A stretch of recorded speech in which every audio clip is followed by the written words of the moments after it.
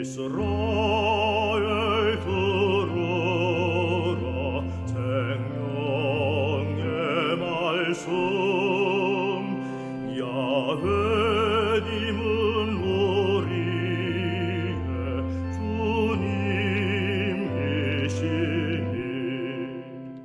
참미 예수님 안녕하세요. 오늘 성경 맛들이기 이사야서 37장 1절에서 38장 22절까지 함께 읽겠습니다.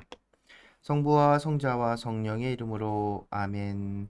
말씀은 바로 내 곁에 있고 내 입에 있고 내 마음에 있다. 주님, 성령의 빛으로 저희 눈을 여시어 주님의 길을 보게 하시고 저희 귀를 여시어 생명의 말씀을 듣게 하소서. 아멘. 성부와 성자와 성령의 이름으로 아멘.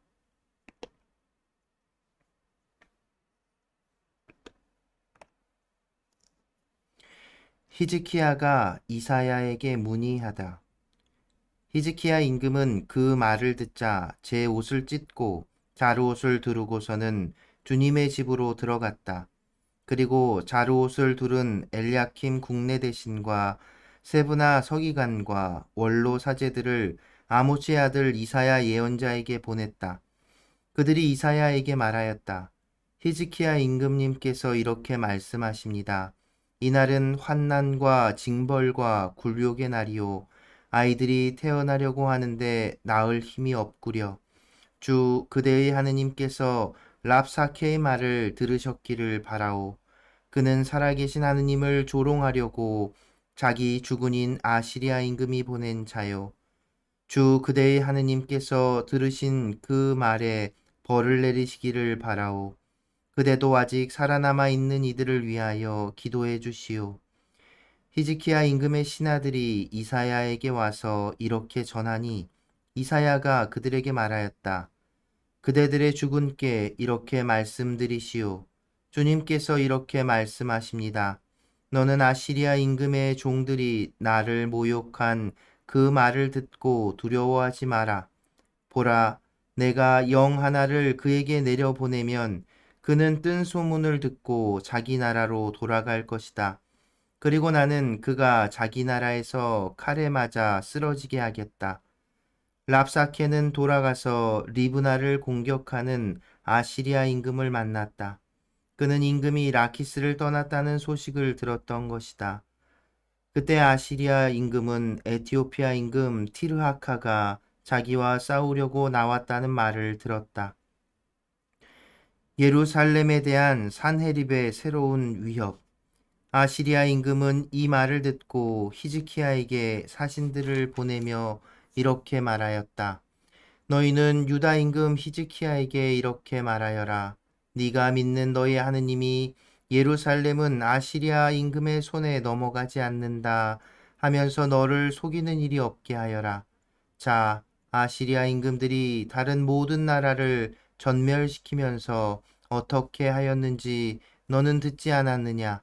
그런데도 너만 구원받을 수 있을 것 같으냐? 나의 선왕들이 멸망시킨 고잔과 하란과 레첵 그리고 틀라사르에 있는 에덴족을 그 민족들의 신들이 구해낼 수 있었더냐? 하맛 임금과 아르팟 임금 그리고 스파르와임 성읍과 헤나와 아와의 임금들은 어디에 있느냐? 히즈키야의 기도. 히즈키야는 사신들의 손에서 편지를 받아 읽었다. 그런 다음 히즈키야는 주님의 집으로 올라가서 그것을 주님 앞에 펼쳐 놓았다. 그리고 히즈키야는 주님께 이렇게 기도하였다. 거룩들 위에 좌정하신 이스라엘의 하느님, 만군의 주님, 세상의 모든 왕국 위에 당신 홀로 하느님이십니다. 당신께서는 하늘과 땅을 만드셨습니다. 주님, 귀를 기울여 들어주십시오. 주님, 눈을 뜨고 보아주십시오. 살아계신 하느님을 조롱하려고 산헤립이 보낸 이 말을 모두 들어보십시오. 주님, 사실 아시리아 임금들은 모든 나라들과 그 영토를 황폐하게 하고 그들의 신들을 불에 던져버렸습니다. 그것들은 신이 아니라 사람의 손으로 만든 작품으로서 나무와 돌에 지나지 않았으므로 사람들이 그것을 없애버릴 수 있었습니다. 그러나 이제 주 저희 하느님, 저희를 저자의 손에서 구원하여 주십시오. 그러면 세상의 모든 왕국이 당신 홀로 주님이심을 알게 될 것입니다. 산헤립에게 내린 말씀. 아모츠의 아들 이사야가 히즈키야에게 사람을 보내어 말하였다. 주 이스라엘의 하느님께서 이렇게 말씀하십니다. 너는 아시리아 임금 산헤립 때문에 나에게 기도를 바쳤다. 주님께서 그를 두고 하시는 말씀은 이러합니다. 처녀 딸 시온이 너를 경멸한다. 너를 멸시한다. 딸 예루살렘이 내 뒤에서 머리를 흔든다. 네가 누구를 조롱하고 모욕하였느냐? 네가 누구에게 큰 소리를 치고 눈을 치켜들었느냐? 바로 이스라엘의 거룩한 분이다. 너는 신하들을 보내어 주님을 조롱하였다.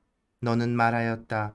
수많은 병거를 몰아 나는 높은 산들을 오르고 레바논의 막다른 곳까지 다다라 그 큰 향백나무들과 빼어난 방백나무들을 베어버리고 그 정상 끝까지 가장 울창한 숲을까지 나아갔다. 나는 우물을 파서 물을 마셨으며 내 발바닥으로 이집트의 모든 강을 말려버렸다. 너는 듣지 못하였느냐? 내가 오래전에 그것을 결정하고 옛날에 그것을 계획하여 이제 실행에 옮겼음을. 그래서 네가 요새 성읍들을 파괴시켜 무너져 내린 돌무더기로 만들 수 있었다. 그곳 주민들은 기운이 다하여 놀라고 부끄러워하였다. 그들은 들의 풀처럼 여린 잔디처럼 자라기도 전에 말라버리는 지붕 위의 잡초처럼 되었다. 나는 네가 서고 앉는 것도 나고 드는 것도 나에게 경노하고 있음도 알고 있다. 네가 나에게 경노하고 너의 소란이 내 귀에까지 올라왔으니 나는 네 코에 나의 갈고리를 꿰고 네 입술에 나의 재갈을 물려 네가 왔던 그 길로 너를 되돌아가게 하리라. 히즈키야에게 내린 표징. 이것이 너를 위한 표징이다. 너희가 올해는 떨어진 나달에서 난 곡식을 먹고 내년에는 뿌리지 않고 저절로 난 곡식을 먹으리라. 그러나 후년에는 씨를 뿌려서 곡식을 거두고 포도밭을 가꾸어 그 열매를 먹으리라.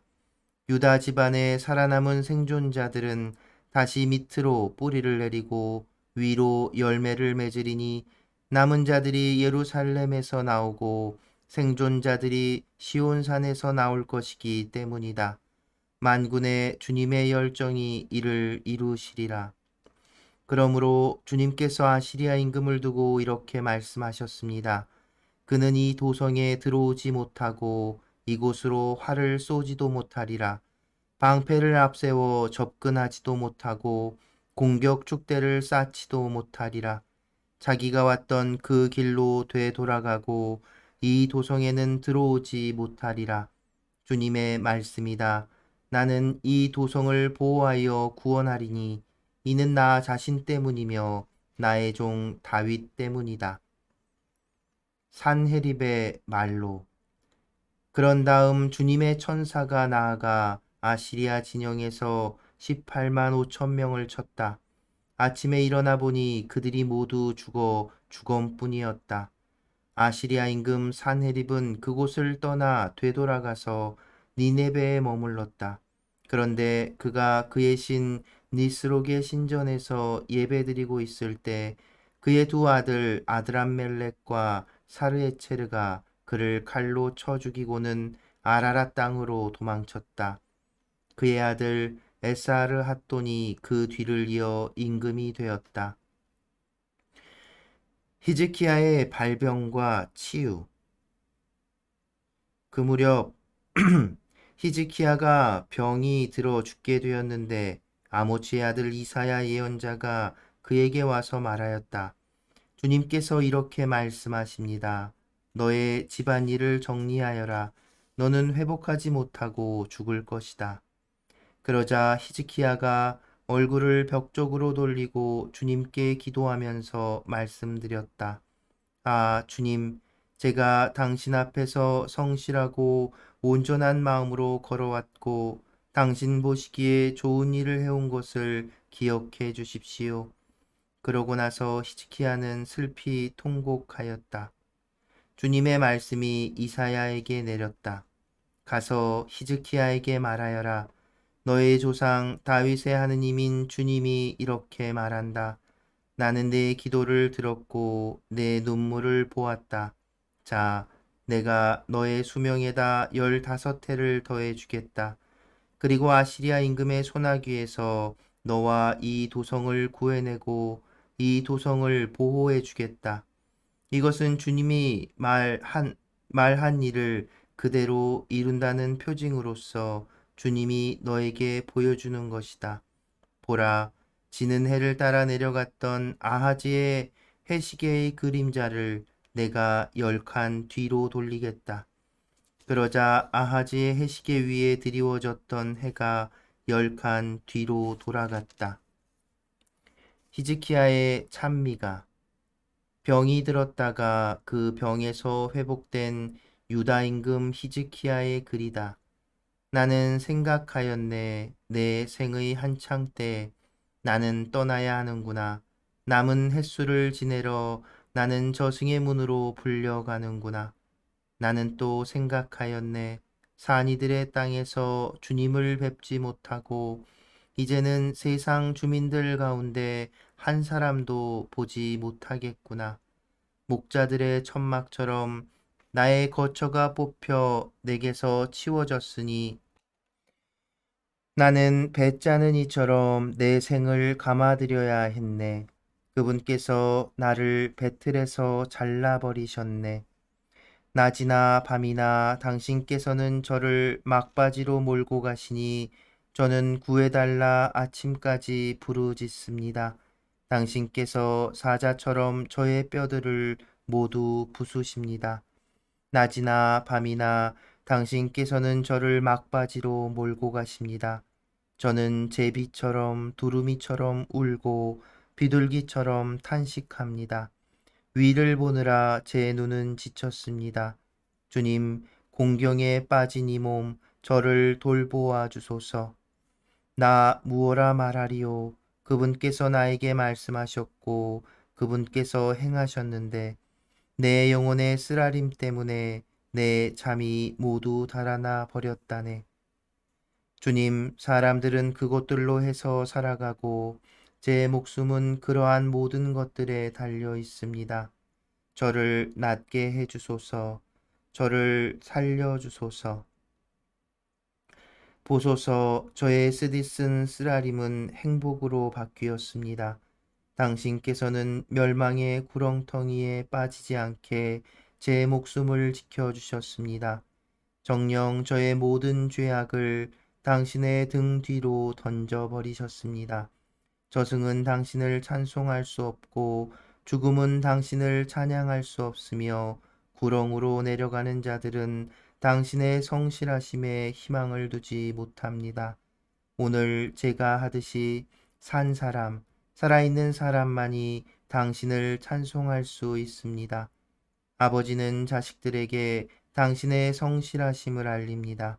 주님은 나를 구하시는 분, 우리 한평생 모든 날에 주님의 집에서 현악기 타며 노래 부르세. 이사야가 무화과 가자를 가져다가 종기 위에 발라드리면 임금님께서 나으실 것이요 하고 말하였다. 히즈키야가 내가 주님의 집에 오를 수 있다는 표징은 무엇이요 하고 물었다. 성부와 성자와 성령의 이름으로 아멘. 말씀은 내 발의 등불이요 나의 길의 빛이옵니다. 주님, 저희가 성경을 생명의 말씀으로 믿고 기도하며 살고 선포하게 하시어 언제나 성령 안에서 평화와 기쁨을 누리게 하소서. 아멘. 성부와 성자와 성령의 이름으로 아멘. 찬미 예수님, 안녕하세요. 네, 오늘 읽은 부분, 어제 37장에서 시작된 열왕기에서 인용하는, 36장부터네요. 36장부터 시작된 그 열왕기에서 인용된 구절들이 이렇게 쭉 이렇게 나오고 있는데요. 근데 이제 보면 그 뭐라고 해야 될까? 순서가 좀 이렇게 뭐랄까 오락가락하는 그런 느낌도 들고 그러지요? 네. 근데 뭐 그 이사야서 본문에 실려 있기 때문에 열왕기의 내용을 뭐 정확하게 전달하는 게 목적이 아니라 이사야서에서 그 말하고자 했던 게 무엇인지를 분명하게 이해할 수 있으면 좋겠습니다.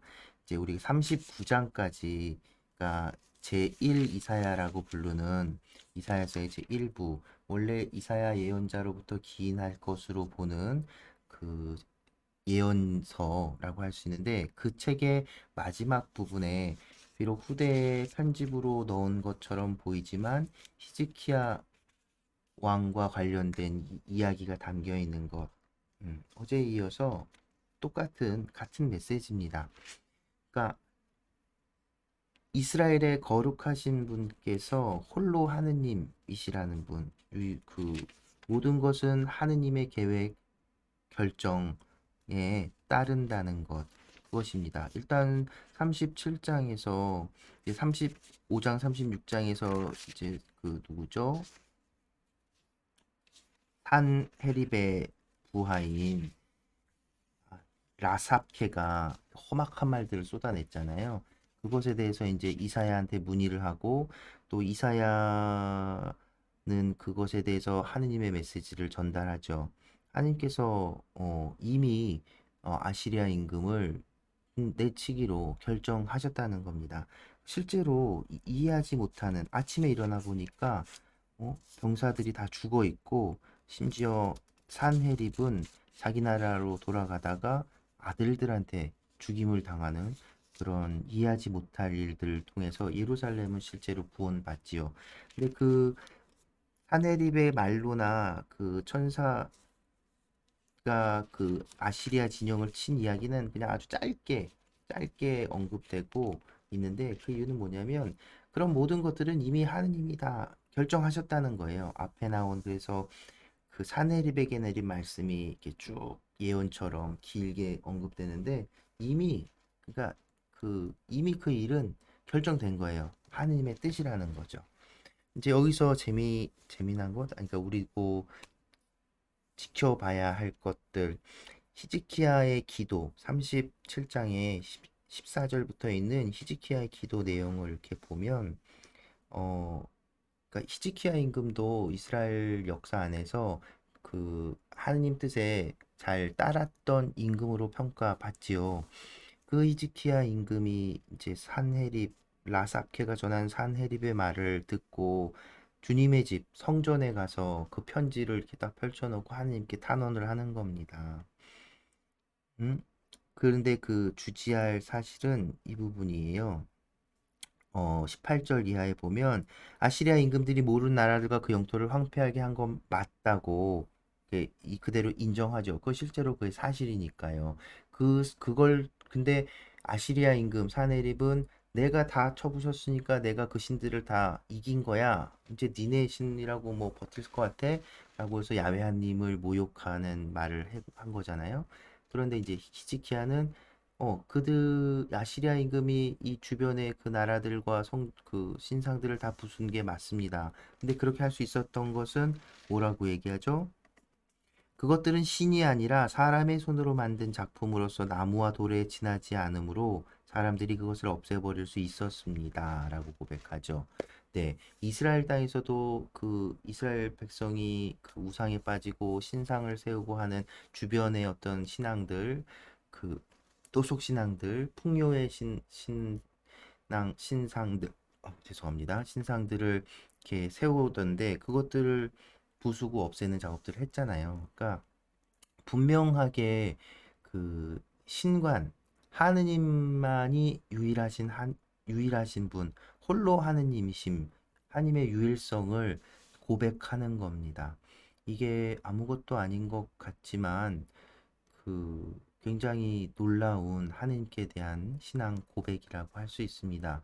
우리는 지금 사실 여러분 생각해 보시면 우리 그리스도교도 한 유일신 신앙이라고 이야기하고 여러분도 하느님은 한 분 하느님이라고 믿고 고백하지요. 그런데 우리가 정말 삶에서 우리 기도 안에서 하느님이 한 분 유일하신 분이라는 거를 얼마나 인식하고 있는지 돌아볼 수 있으면 좋겠습니다.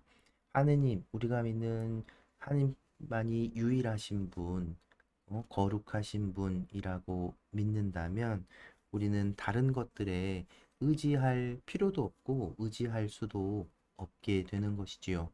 어제까지 계속 얘기한 대로 이스라엘의 큰 죄 중에 하나가 하느님이 아닌 다른 인간적인 힘에 의지하려고 했던 것이었다면 이제 히즈키야 역시도 하느님께서만이 이 일을 이겨내고 지켜주실 수 있다고 하느님께 의지하는 모습을 보이는 거죠. 그래서 이사야서에는 바로 이 열왕기에 나오는 이 일화가 그대로 이제 삽입되어서 일부의 마지막을 장식하고 있는 겁니다. 이스라엘의 거룩하신 분이 홀로 하느님이신 분, 이 세상에 유일하신 분. 그래서 다른 나라 그 주변 국가들의 신들은 다 사람 손으로 만들어진 것일 뿐이지만 그래서 아시리아의 침공을 받고 이겨낼 수 없었지만 하느님이신 분이 아시리아 임금마저도 쫓아주셨죠. 그리고 심지어 어떤 이스라엘군이 한 일이 아무것도 없어요. 그냥 정말 신앙 이런 걸 빼면 우연히 일어난 어떤 일들로 축 다 물러가 버린 거죠. 이사야 예언자의 말대로 예루살렘에는 활도 한번 못 쏘고 축대도 못 쌓고 공격도 못한 채 돌아가고 심지어 그 임금은 죽어버렸죠. 이것이 이제 이사야 예언자가 여태까지 38장 지금 여기까지 오면서 쭉 이야기했던 분, 이스라엘의 거룩하신 분, 홀로 하느님이신 이분, 우리가 의지해야 될 것은 이분밖에 없다. 그리고 나선 또 히스키야가 병이 들었던 이야기, 그래서 죽을 거라고 선고를 받지만 또 히스키야가 하나님께 의지해서 병이 낫는 이야기, 이걸 제 마지막으로 일부를 제 마무리하고 있는 것이지요. 여러분, 그러니까 우리가 의지할 분은 한 분, 하느님이심을 우리도 잊어서는 안 되겠습니다. 우리가 하느님을 믿는다 하면서 세상 것들, 재물, 돈, 권력, 아니면 어떤 다른 인간관계 이런 것들에 얽매이고 의지하는 것, 그것이 바로 우상을 따르는 것과 다르지 않음을 기억했으면 좋겠습니다.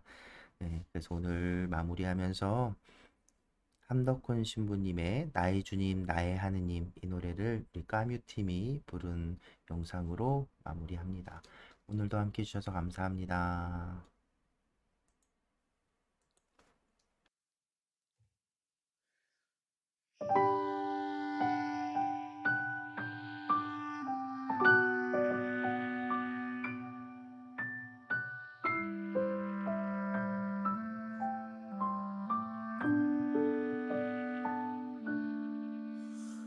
조그만 돌멩이 하나에게도 무성한 오솔길 나무에게도 똑같은 햇빛을 내려주시는 당신께 감사드립니다.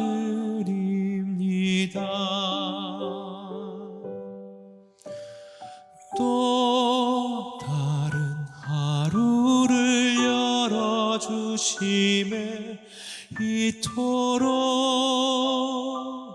밝은 빛 보여주심에 설레는 희망을 내려주시는 당신께 참 믿음입니다.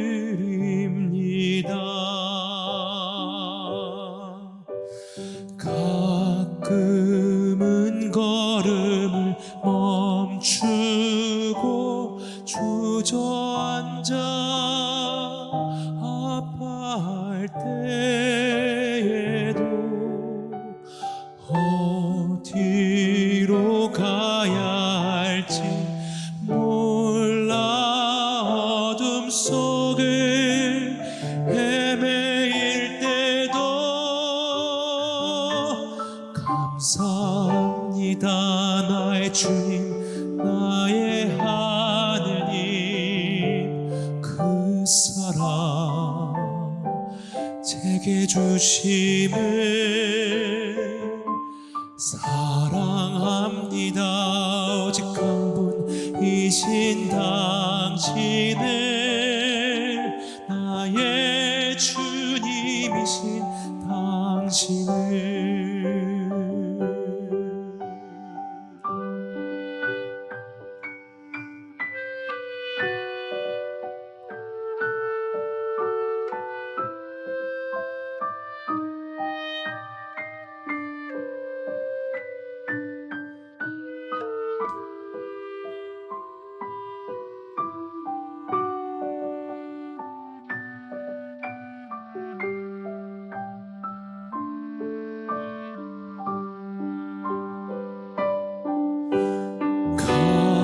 가끔은 걸음을 멈추고 주저앉아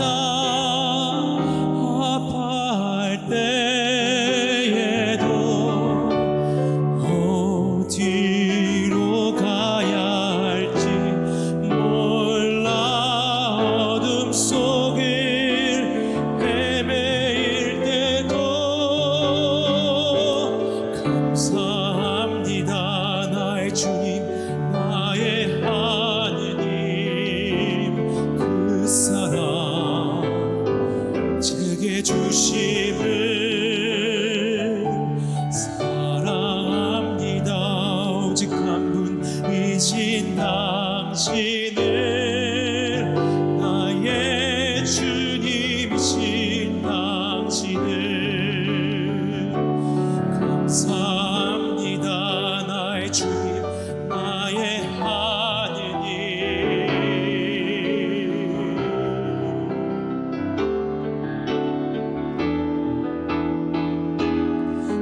감사합니다 나의 주님 나의 하느님 그 사랑 제게 주심을 사랑합니다 오직 한 분이신 당신을 나의 주님이신 당신을